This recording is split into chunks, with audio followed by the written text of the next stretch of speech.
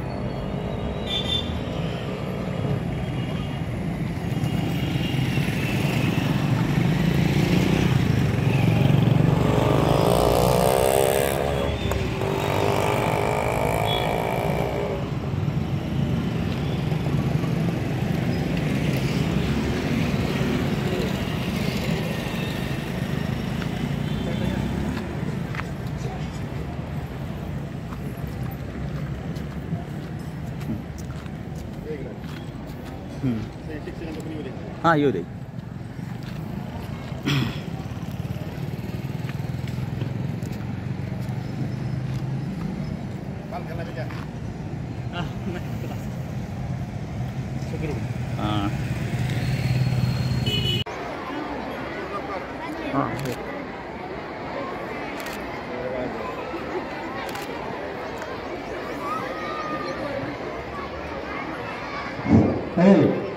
नंतर हसला बोलण्यावरती पाहून गंगामाई पाहुणी आली गेली गरडात राहून.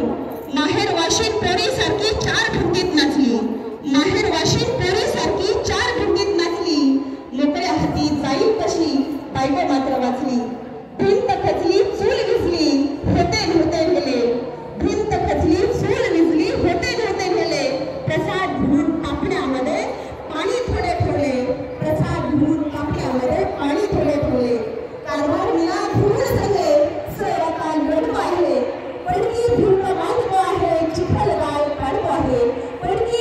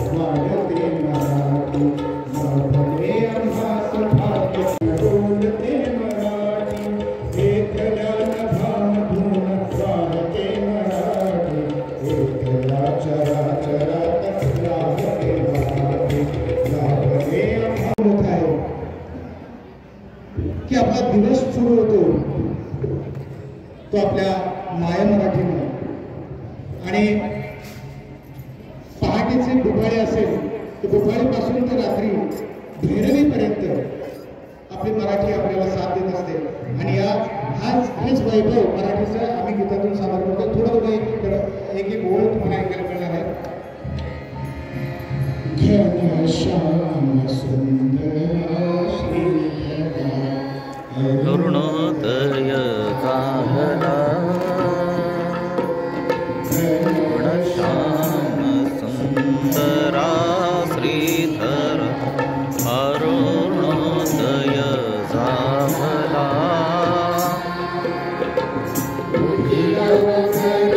वनमाळी मोठी लोकर वनमाळी समीप आला घनश्याम सुंदरा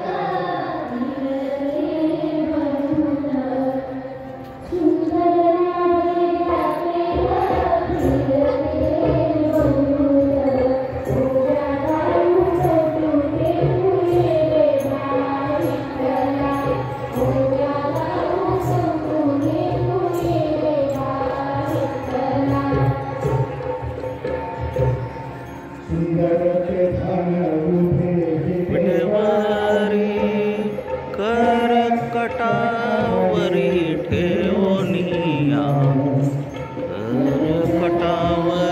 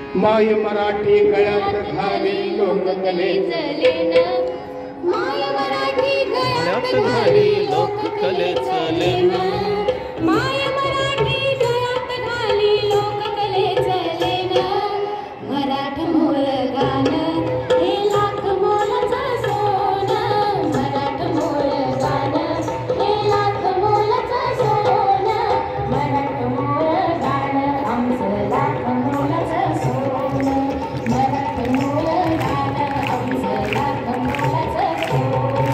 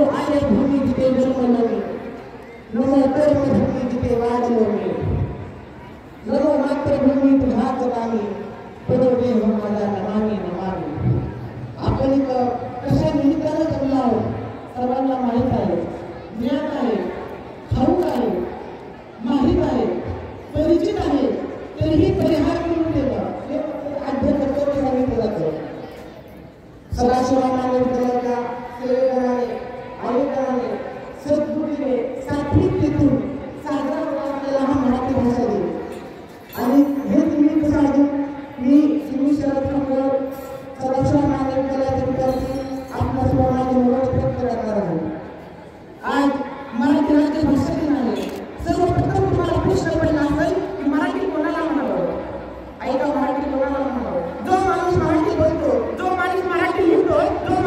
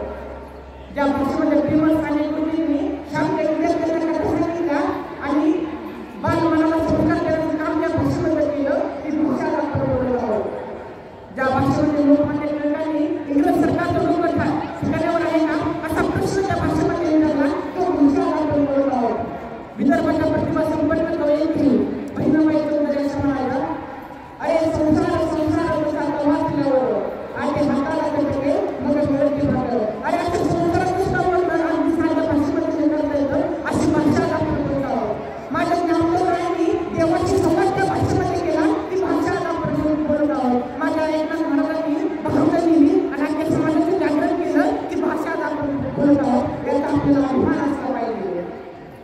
खरं तर आम्ही ज्या भाषेमध्ये राहतो ती मातृभाषी, आम्ही ज्या भाषेमध्ये बोलतो ती भाषाभाषी. मराठी मावळ मराठी, भक्तीच्या शक्तीच्या पहिली राहती मराठी. मातीमध्ये नमस्कार त्याच्यामुळे रक्ताला धरतात इतिहास पुराण करून पेटवणारी मराठी. कोणाची छताराची जीवाला पेटवणारी मराठी. मराठी गरजा महाराष्ट्र महाराष्ट्र स्वाभिमान बोलत आणि जिवंत ठेवणारा जगदामुखवर गुलाम घेऊन घुमवणाऱ्या वादळाची माझी सुरुवात मराठी.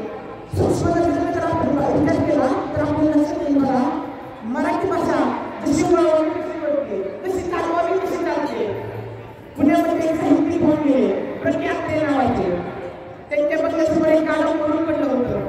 त्यांनी महानगरपालिकेच्या कर्मचाऱ्याला फोन केला आणि सांगितलं, अहो माझ्या पत्नीसोबत मुलं पटांगण आहे, त्या पटांगणामध्ये एक गाडं म्हणून पडलंय, त्याची व्यवस्था करा. तो महानगरपालिकेचा कर्मचारी म्हणाला, गाडं तुमच्यामुळे कसं म्हणून पडलंय, मग आम्ही का बरं तुला तुमची व्यवस्था करा. असं म्हटल्यानंतर ते प्रत्याशी म्हणजे गाडं उचलण्याची व्यवस्था माझी मीच करणार आहे, पण उचलण्याच्या अगोदर त्याच्या भाऊकीला फोन करा म्हणून तुम्हाला फोन केला. मला सांगायचं एवढंच की आपण मराठी भाषा कशी चालवली कशी चालते. मराठी भाषा संरक्षण करून आपण जरवले. आता तुम्ही म्हणाल भाषेच्या बाबतीत संरक्षणाची काय गरज. स्वातंत्र्यवीर सावरकर म्हणाले आधी एखाद्या देशाचं भाषांतर होतं, मग देशांतर होतं, मग धर्मांतर होतं आणि त्या देशाचं राष्ट्रांतर व्हायला वेळ लागला नाही आणि माझ्या विचाराला सुरुवात. आणि भाषा म्हणजे तर काय असतो. भाषा म्हणजे संवादाची कला. वेगवेगळ्या प्रांतात वेगवेगळी भाषा असते, तशी मराठी आपली भाषा. तुम्हाला माहित नसेल, प्रथम मराठी भाषेचा शोध कुठे लागला असेल तर कर्नाटकमधील श्रवणबेळगोळ या ठिकाणी एक शिलालेख आहे. त्यानंतर 12व्या शतकामध्ये ज्ञानेश्वरांनी ज्ञानेश्वरी लिहिली. प्रत्येकाला माहित आहे की आपली मराठी भाषा गोड आहे, सुंदर आहे. आणि ही जी मराठी भाषा आहे ना आपली जगामध्ये 15 क्रमांकाला आणि महाराष्ट्रात 4थ्या क्रमांकाची. जगाचा इतिहास जर पाहिला तर जवळजवळ 11 कोटी लोक मराठी भाषा बोलतात. यापेक्षा काय सांगायला हवं की मराठी आपली किती उत्कृष्ट आहे. लय म्हणते अहो अभंगापासून ती लावणीपर्यंत सर्वांना हवी हवीशी वाटणारी भाषा बऱ्याच खोऱ्यात आहे. शिवरायांनी ज्यावेळेस सह्याद्रीच्या कडाकपारीमध्ये आपल्या सैन्य पाठवत असताना त्याला जाणीव झाली की जर आपण या लढाया जिंकायच्या असेल तर भाषेची अडचण आहे ती दूर केलं पाहिजे. म्हणून सगळ्या प्रथम शब्दकोशने काय केलं तर शिवराम महाराजांनी. कारण कोणालाही संवाद करताना आपल्याला ती भाषा जवळलीच पाहिजे. महाराष्ट्राचा जाणता राजा राजेश्वर छत्रपती राजमाता जिजाऊ शाहू छत्रपती या महाराष्ट्र घडवणाऱ्या आणि हिंदवी स्वराज्याच्या स्थापन करणाऱ्या महापुरुषांना रत्नाकरला अभिवादन करतो. मराठी राजभाषा करण्याच्या निमित्तानं ज्यांच्या प्रतिनिधी या ठिकाणी आपण बोलवले तर गुरु महाराजांच्या प्रतिमेला या ठिकाणी विनम्र अभिवादन करतो. मनोगताची सुरुवात करण्याच्या अगोदर काही गोष्टी तुमच्यासमोर शेअर करणं गरजेचं वाटतं आणि म्हणून त्या तुमच्यासमोर मांडण्याचा माझ्या छोट्या भाषणामध्ये प्रयत्न करतो. कस्तुरी सरांनी मला टाइम दिला 15 मिनिटाच्या वर बोलायचं नाही, त्यामुळे तुम्ही अजिबात काळजी नका. जास्तीत जास्त 16 मिनिटापर्यंत बोलेल. तुमची टाळी पण 1 मिनिट थांबण्याचा नक्की प्रयत्न करेल, पण टाळीमध्ये वाजवायची नाही. या कार्यक्रमासाठी उपस्थित असलेले आपल्या महाविद्यालयाचे आपल्या प्रशालेचे आदरणीय मुख्याध्यापक खोले सर, आमचे मार्गदर्शक सय्यद सर, या प्रशालेचे उपमुख्याध्यापक, स्टेजवरील सर्व मान्यवर आणि माझ्यासमोर बसलेल्या छोट्या भावांनो आणि बहिणींनो, इथून इथपर्यंत प्रवास. मी या प्रशालेचा माजी विद्यार्थी आहे. या शाळेत तुमच्यासारख्या समोरमध्ये बसलो होतो. 5वी ते 12वी या शाळेत माझं शिक्षण झालं. त्यामुळं मी खोले सरांना मागाशी बोलताना म्हटलं की सर आतापर्यंत जवळपास 52-53 ठिकाणी व्याख्यानासाठी विविध कार्यक्रमासाठी जाण्याचं योग आलं. पण मला कधी एवढं दडपण आलं नव्हतं, तेवढं दडपण आलं. नकळतपणे कुठेतरी पोटामध्ये असे गोळा उठलाय, काय होतं काय अशी भीती, अनामिक भीती मला वाटते.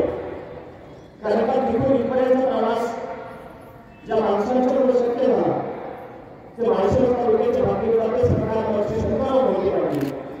यांनाही केवळ अभिवादन करणं मला आवडतं वाटतं. ज्यांच्यामुळं हा शक्य झाला ते आदरणीय बाळाला यांनाही नमन करणं मला योग्य वाटतं.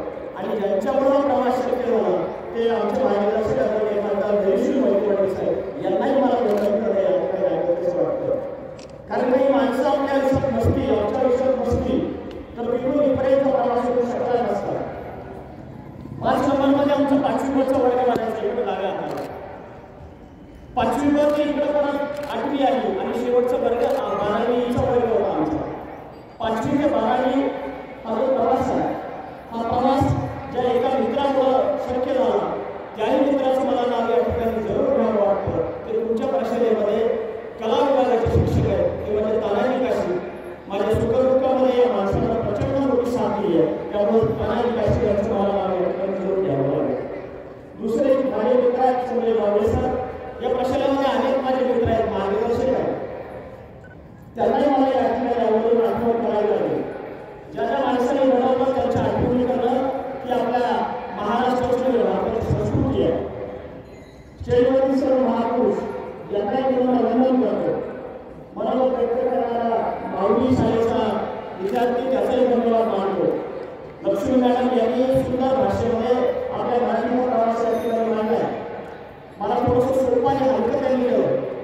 त्यामुळे इतिहासात न जाता नेमकेपणानं मराठीबद्दल आपल्याला काय करावं लागेल या 2-4 गोष्टी तुमच्यासमोर सांगेल. या ठिकाणी सुंदर गाणं जांभळे सरांनी त्यांच्या सर्व कलावंत वृंदाने सादर केलं. पुढे सर सांगायला हरकत नाही, मराठीच्या बद्दल आपल्याला काळजी करायची गरज नाही. कारण का लावणी म्हणते की ज्या इथून वा आला त्या अर्थी मराठी आपली कधीच म्हणणार नाही, हे मात्र मी गृहीत धरलं.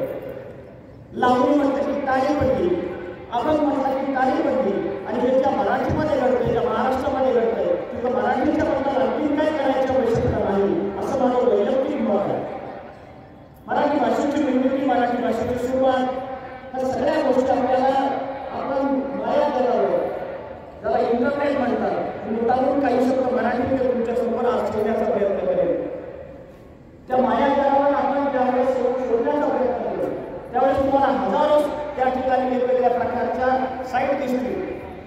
त्यामुळे मराठीमध्ये नवीन काय सांगायची गरज नाही, पण काही गोष्टी तुमच्यासमोर ठेवल्या पाहिजे. स्टेजवर बसलेले महापुरुष आहेत त्यांचा मला आवडून उल्लेख करायचा. त्याच्या अगोदर थोडासा पाठीमागे जाऊन 2 गोष्टी सांगतो. लक्ष्मी मॅडमांनी सांगितलं की पहिल्यांदा आपल्याला श्रवण बेळगावचा त्या ठिकाणी शिलालेख आहे तो सापडला आणि मराठीचा पहिला शिलालेख म्हटला जातो. पण नगराचे संशोधन पुढे आले. मी ज्यावेळेस मला सरांनी सांगितलं की आपल्याला या मराठी भाषा दिनाच्या संदर्भात बोलायचं तर थोडंसं सर्च करत त्याच्याबाबतचं संशोधन करत पाठीमागे गेलो आणि नव्यानं संशोधन पुढे येतं. ते म्हणजे नाणेघाटामध्ये इसवी सन 2200 वर्षापूर्वीचा शिलालेख सापडला आणि त्याच्यामध्ये आपल्याला पहिल्यांदा मराठीचा उल्लेख करावा. मराठी भाषा किती जुनी आहे याच्याबद्दल सांगावं लागेल. जवळपास 2200 वर्षापूर्वीपासून मराठी भाषा आपल्या व्यवहारात बोलली जाते. 2200 वर्षापूर्वी. मग वेदांमध्ये तिचा उल्लेख आहे, ऋग्वेदामध्ये उल्लेख आहे, उत्तर वेदकालीन संस्कृतीत उल्लेख आहे, त्यानंतरच्या उपनिषदांमध्ये उल्लेख आहे. म्हणजे मराठीचा उल्लेख वेदकालीन संस्कृतीमध्ये मोठ्या प्रमाणात आपल्याला दिसतो. आणि ती मराठी मराठी असल्यामुळे उल्लेख आहे. आणि या सगळ्या गोष्टी मराठी भाषेला आपल्याला एकमेकांना सामावून घेण्यासाठी वेगवेगळे मराठी कार्यक्षेत्र आहे आणि या सरकारने खूप काही काम करण्याचा प्रयत्न केला. हे 2 गोष्टी तुमच्यासमोर मला मांडायच्या. आपल्याला नात्याच्या पवित्रतेनुसार शब्द बदलतात. खरं तर स्टेजवरच्या सगळ्या मान्यवरांना माहिती आहे. आपण आईनं बाळाला कुशीत घेतलं, आईनं बाळाला मान्य घेतलं की ते कुशीत घेतलं असं म्हणतात. आईनं बाळाला मांडीवर घेतलं किंवा खांद्यावर घेतलं तर त्याला कुशीत घेतलं म्हणतात. मित्राला मित्राला आलिंगन द्यायचं असतं. प्रियसीनं प्रियकराला मिठीत घ्यायचं असतं. हे फक्त मराठी भाषेत घडतं. हे दुसऱ्या भाषेमध्ये आपल्याला दिसत नाही. म्हणजे जेवढ्या प्रवृत्ती तेवढं फक्त मराठीचं वैविध्यपूर्ण असलेलं आपल्याला या ठिकाणी सांगावं लागेल. मराठी भाषेची निर्मिती करत असताना राजश्री महाराजांचं योगदान खूप मोठं आहे. राजव्यवहार कोश हा महाराजांनी प्राकृत आणि मराठीमध्ये तयार केला. रायगडावर गेल्यानंतर रायगडाच्या समाधीपाशी आपल्याला मराठीमध्ये कोरलेला शिलालेख दिसतो आणि ज्यावेळेस समाधीच्या पायऱ्या आपण उतरतो त्यावेळेस सेवेचे ठाई तत्पर विरोधी इंधन करत ही वाक्य दिसतात. ही वाक्य सुद्धा आपल्याला मराठीतच होती, मराठीतच आहेत हे या ठिकाणी सांगावं लागेल. मुकुंदराजांना पहिला महाकवी म्हटलं जातं. तर सगळ्या पाठीमागच्या इतिहासामध्ये न जातं जयवंतच्या मान्यवरांनी काय केलं, संत ज्ञानेश्वर माऊलींच्या रूपामध्ये एक या ठिकाणी विद्यार्थी बसलाय. भावार्थ दीपिका नावाची भगवद्गीतेचं एक निरूपण करणारा ग्रंथ त्यांनी मराठीमध्ये आणला. त्यामुळं ज्ञानेश्वर माऊलींचं योगदान मराठीसाठी खूप महत्वाचं आहे. संत नामदेवांचं योगदान मराठीसाठी खूप महत्वाचं आहे. संत तुकारामांचे अभंग मराठीसाठी खूप महत्वाचे आहे. चक्रधरांनी लिहिलेला लीलाचरित्र मराठीसाठी खूप महत्वाचं आहे. एकनाथांनी लिहिलेलं भागवत मराठीसाठी महत्वाचं आहे. अभंगांचं महत्व आणि वारकऱ्यांच्या दिंडीचं महत्व हे आपल्याला जास्त काही सांगण्याची मला आवश्यकता वाटत नाही. मित्रांनो आणि मैत्रिणींनो, भाषा काय असते तर भाषा एकमेकांच्या संवादाचं साधन असते. परस्परांना एकमेकांच्या बद्दलचा वाटणारा जिव्हाळा, एकमेकांच्या बद्दल वाटणारी आपुलकी याच्यामधून भाषा घडत जाते. आणि म्हणून भाषा ही ती हृदयी पोचण्यापर्यंत महत्वाचं साधन असते. माझ्या मनातला विचार तुमच्यापर्यंत पोचला पाहिजे, तुमच्या मनातला विचार माझ्यापर्यंत आला पाहिजे. याच्यासाठी जो एकमेकांना जोडणारा एक महत्वाचा एक धागा असतो तो धागा म्हणजे भाषा असते. आणि ती भाषा आपली मराठी आहे. एक किस्सा या ठिकाणी आपल्याला सांगावा लागेल. जगातले जे नोबेल पुरस्कार मिळालेले ते सगळे साहित्यामध्ये विशेषतः साहित्यामध्ये मिळालेले नोबेल पुरस्कार हे त्या मातृभाषेतल्या लिहिणाऱ्या लिखाणाला मिळालेले आहेत.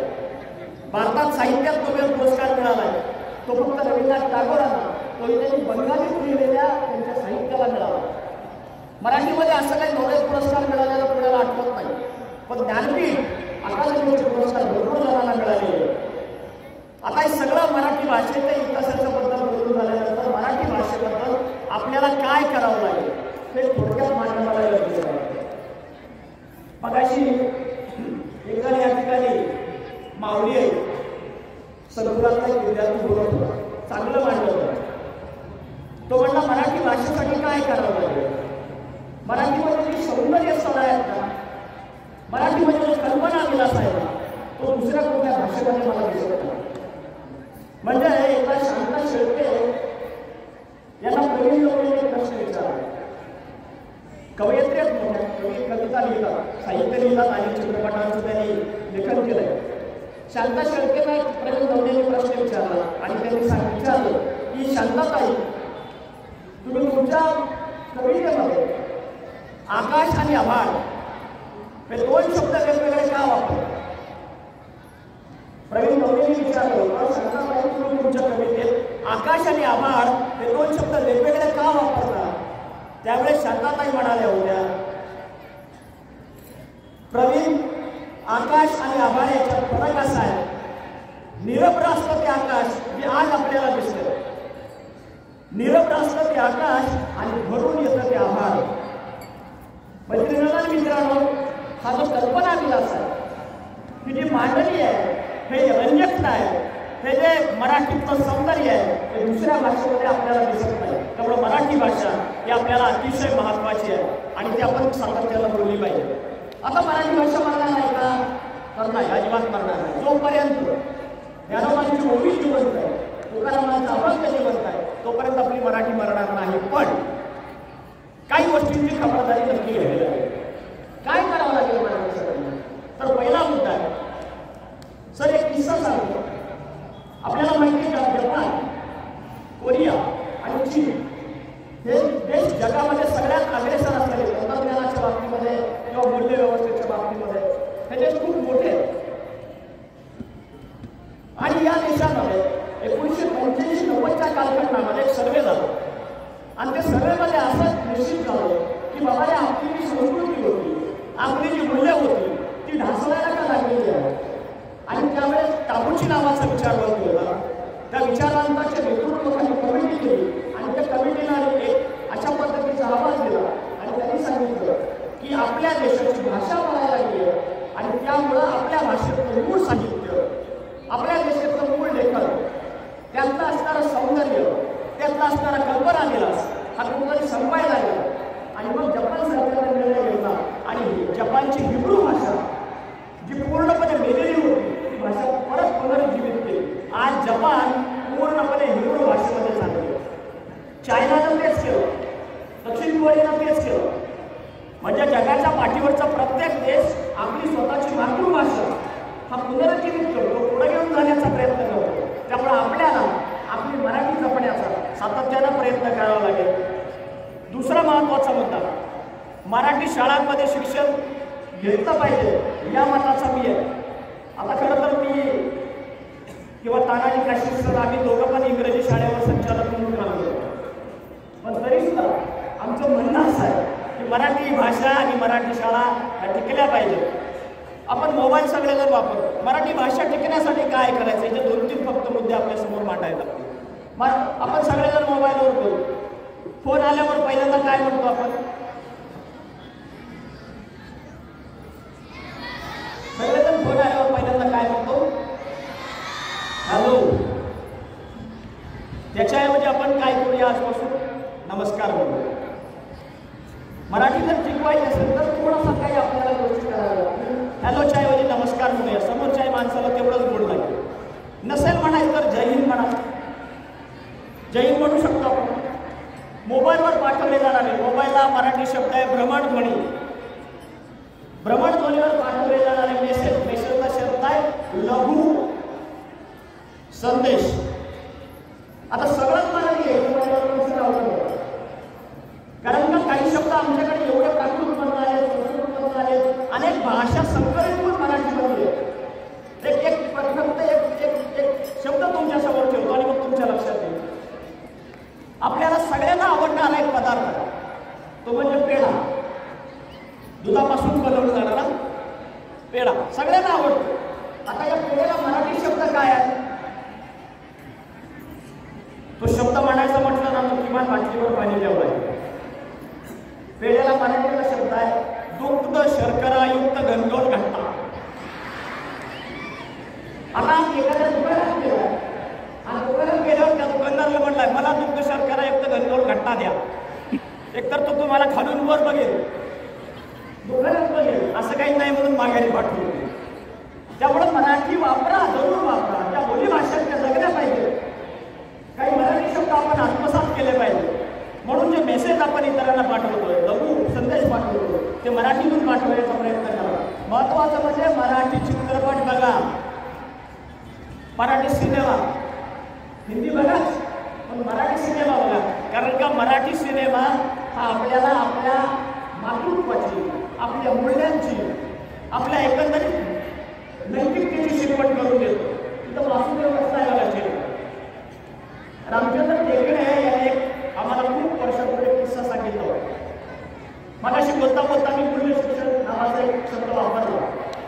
मूल्य शिक्षण काय आहे आणि कोण द्यायचं? तर आपण सगळे स्टेजवर बसलेले जे ज्येष्ठ आहेत ते सगळे जण एका गावामधून पुढे आलेलो आहोत. आणि गावामधून पुढे आल्यानंतर आमच्या गावामध्ये सकाळी उठल्याबरोबर वासुदेव यायचा, पिंगळा यायचा, भारुडी यायचा आणि तो नकळतपणे आम्हाला मूल्य शिक्षण देऊन जायचं. जांभळे सरांनी कार्य सांगितलं वासुदेव आला, वासुदेव आला, सकाळच्या पारी हरिनाम बोला. हा वासुदेव नकळतपणे मूल्य शिक्षण देऊन जायचा. आमच्या दिवसाची सुरुवात वासुदेवाच्या गाण्यानं व्हायची. आमच्या दिवसाची सुरुवात जात्यावरच्या आमच्या मायबावडीने म्हटलेल्या ओव्याने व्हायची. आमच्या दिवसाची सुरुवात आमच्या शेतकरी दादांना शेतात जाताना म्हटलेल्या भजनी गीतानं व्हायची.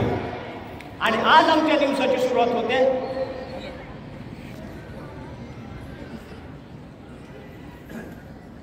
झिंगाट झालं.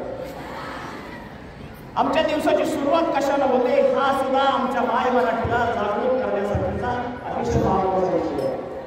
आमच्याकडे व्हॅल्यू देणाऱ्या, आमच्याकडे मूल्य शिक्षण देणाऱ्या गोष्टी आहेत ना, त्या थोड्याशा कालबाह्य होत चाललेल्या आहेत का काय, असा मला प्रश्न पडतो. मराठी सिनेमाला मी एवढ्यासाठी म्हटलं का मराठी सिनेमातला काही प्रसंग आहे.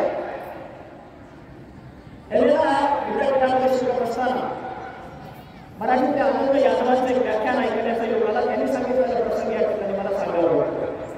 आणखीन एक 5 मिनिट घेईल, जास्त गेला मला पण माहिती पेपर आहे बाळाचा. एका नामवंत चित्रपटातल्या हिरोच्या वडिलांचं आईचं प्रेम होतं आणि त्या प्रेम लव्ह मॅरेज इंग्रजी भाषेत. काही दिवसांना त्यांना अपत्य झालं आणि ते झाल्यानंतर परत काही दिवसांना दोघांमध्ये भांडण झालं, संघर्ष झाला. भांडण झाल्यानंतर घटस्फोट आपल्या इथे सगळं गेलं आणि घटस्फोट शेवटच्या टप्प्याला आहे, टोकाला आहे आणि न्यायालय बसलंय. आता शेवटी कागदावर सह्या करायच्या, तेवढंच काम बाकी होतं आणि तेवढं काम झालं की दोघांचा घटस्फोट होणार होता. या कटकऱ्यात नवरा आहे, त्या कटकऱ्यात त्याची बायको आहे आणि लहान मुलं तसंच न्यायालयाचा आण आहे. न्यायाधीश निकाल देणार आहे.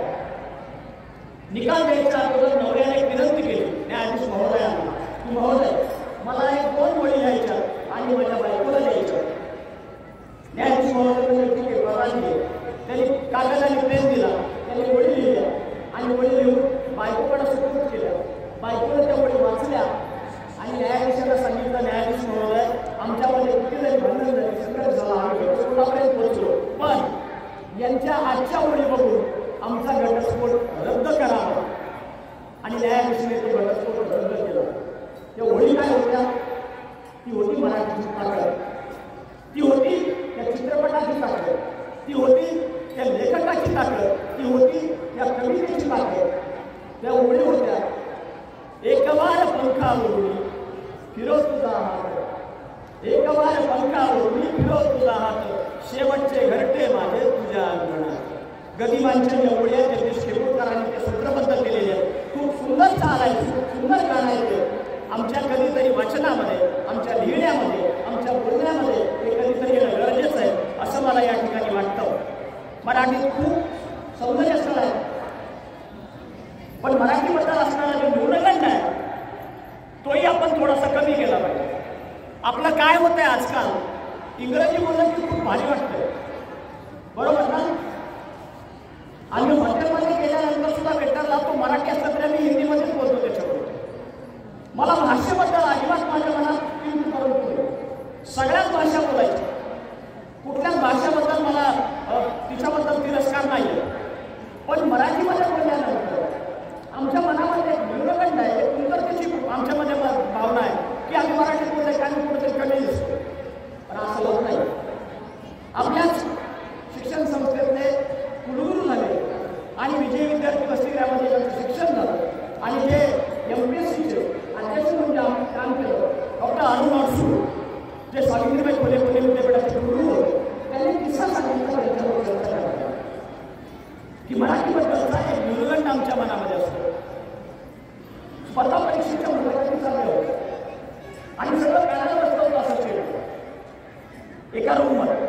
आणि पॅनल बसल्यानंतर एक पोरग, आता तो शेवटची मुलाखत आहे त्याची आणि त्या मुलाखतीसाठी तो आत आला.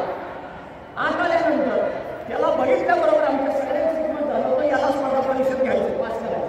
त्याची पर्सनॅलिटी, त्याचं व्यक्तिमत्व बघून आम्ही ठरवलं होतं. पण तो आत येत असताना उंबऱ्यामध्ये पाय अडकला आणि ठेसकळलं आणि ठेसकळल्याबरोबर हातातली फाईल खाली पडली. हातातली फाईल खाली पडल्याबरोबर त्याच्या तोंडातून नकळत एक शब्द गेला, चायला फाईल पडली, चायला फाईल पडली.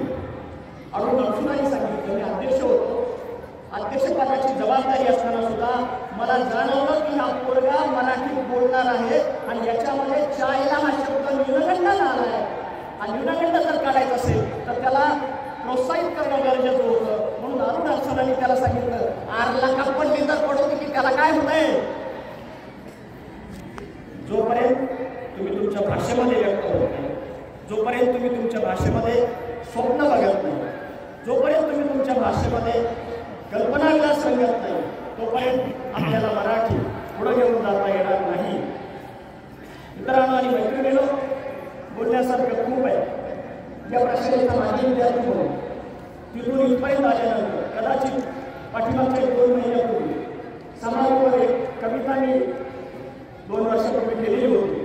पण त्याच्यानंतर मधल्या काळात वाटलं उगाच आणखी एकदा टाकून दे म्हणून टाकून दे. कदाचित ती कविता बघून फुले सरांनी मला या ठिकाणी मदत केलं असावं असं मला वाटतं.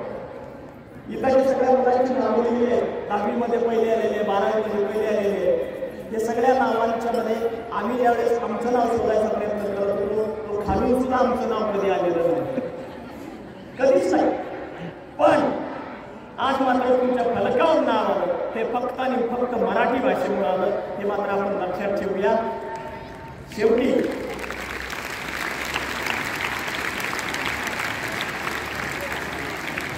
म्हणजे आता थांबा. शेवटचा एक प्रसंग सांगेल, फक्त सांगेल आणि थांबेल, जास्त बोलणार नाही. 2च गोष्टी सर. मराठी भाषा समोरसाठी कर्नाटकला गेल्यानंतर एक उदाहरण मला दिसलं, जाणवलं. कर्नाटकला हंपीला गेल्यानंतर ज्या हॉटेलमध्ये आम्ही मुक्काम केलं त्या हॉटेलमध्ये गेल्यानंतर तिथं आम्हाला मराठी आणि कागदीमध्ये असणारे जे काही वापरात असणारे शब्द आहेत ना त्याचे पुस्तक विकून दिले. ते पुस्तक दिले म्हणजे बाजारात गेल्यावर काय बोलावं लागेल त्याला मराठी समजत नाही, आपल्यालाही कन्नडी बोला येत नाही, पण ते पुस्तक दिलं. म्हणजे एकमेकांच्या संवादाचं साधन तिथं आमच्या हातामध्ये ठेवलं गेलं आणि आमचा 4-8 दिवसांचा आपल्या मराठीबद्दल आपल्याला असं काही करता येऊ शकतं हेही आपल्याला बघणं गरजेचं आहे. म्हणून थोडं मराठीत संबंध साहित्य वाचा, कविता करा, साहित्य लेखन करा, कथा लेखन यांचे कार्यक्रम करा. एक दिवस मराठी समाजात नाही हेही लक्ष्मी मॅडमने सांगितलं, हेही महत्वाचं आहे. कायम स्वरूपीचा अभ्यास आणि प्रवास चालू व्हायला पाहिजे. शेवटी मराठी भाषा दर 20 किलोमीटरला एक शब्द बदलतो. त्या शब्दाच्या अनुषंगाने एकच उदाहरण सांगतो आणि आपल्या शब्दांना विराम देतो. मराठीमध्ये शब्द आहे चेहरा. मराठीमध्ये शब्द आहे चेहरा. चेहरा म्हटलं की पहावा वाटतो. चेहरा म्हटलं की पहावा वाटतो. मुखडा म्हटलं की न्याहावा वाटतो. चेहरा म्हटलं की पहावा वाटतो. मुखडा म्हटलं की न्याहावा वाटतो. आणि थोबाड म्हटलं की आपली मराठी आहे. अशी समृद्ध करत बोलवल्या मला या ठिकाणी बोलवलं, मला सन्मान केला. माझी विद्यार्थी म्हणून या प्रशालेचा मला